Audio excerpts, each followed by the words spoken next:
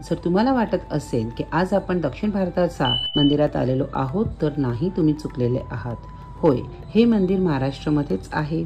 कोल्हापूर जिल्ह्याच्या शिरोळ तालुक्यात खिद्रापूर गावी कोपेश्वर महादेवाचं हे सुंदर आणि पौराणिक मंदिर आहे। साधारणपणे 900 वर्ष जुनं हे मंदिर स्थापत्यकला आणि वास्तुकलाचा अद्भुत नमुना आहे।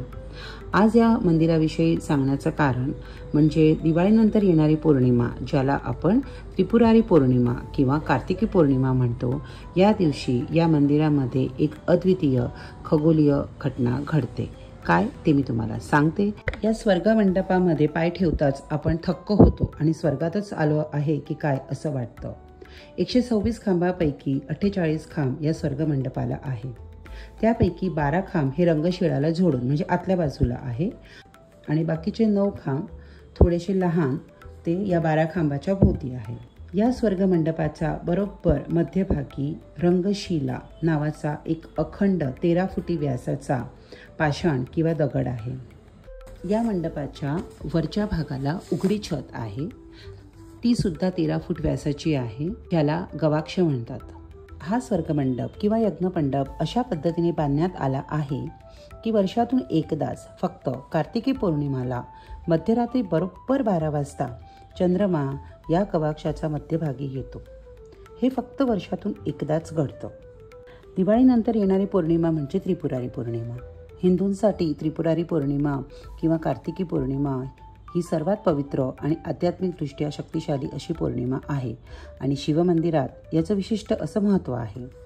भगवान शंकराने त्रिपुरासूरचा नाश याच दिवशी केला होता, म्हणून त्रिपुरारी पौर्णिमेच्या दिवशी आपण भगवान शंकराच्या मंदिरात त्रिपुर वात लावतो आणि बरोबर याच दिवशी स्वर्गमंडपातील उघड्या छताच्या बरोबर मध्यभागी चंद्रमा येतो। या स्वर्गमंडपात अजून एक भौगोलिक घटना घडते। जसं मी सांगितलं की वरचं जे गवाक्ष आहे, जे उघडी जागा आहे, ती 13 फूट व्यासाची आहे। त्याच पद्धतीने खालची जी शिळा आहे, जो पत्थर दगड आहे, ते सुद्धा बरोबर 13 फूट व्यासाचं आहे। मे महिन्याच्या 5, 6 आणि 7 तारीख हा झिरो शेडो डे असतो। या दिवशी सूर्य बरोबर माथ्यावर असतो आणि आपली सावली पडत नाही। तिन्ही दिवशी 5, 6 आणि 7 या तिन्ही दिवशी स्वर्गमंडपाचा बरोबर माथ्यावर सूर्य येतो। खालची जी रंगशिळा जी 13 फूट व्यासाची आहे, बरोबर तेवढ्या भागातच सूर्यप्रकाश पडतो।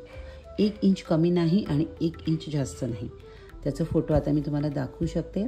याच्यात कोणताही प्रकारचा AI किंवा एडिटिंग नाही आहे। म्हणजे वरचा जेवढा गवाक्षाचा व्यास आहे, खुली छताचा जेवढा व्यास आहे, तेवढाच व्यास हे खालचा रंगशिळेचा आहे। किती सुंदर हे त्या जमान्यामध्ये मंदिर बांधलेलं आहे आणि त्या लोकांना खगोलशास्त्राचा किती अभ्यास असणार आहे, ते लोक किती प्रगत होते ते याच्यावरून आपल्याला कळत आहे।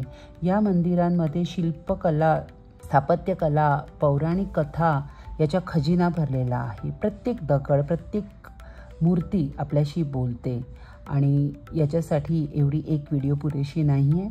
पुढच्या भागांमध्ये आपण अजून या मंदिराची माहिती करून घेऊया। तोपर्यंत हरिओम, ओम नमः शिवाय।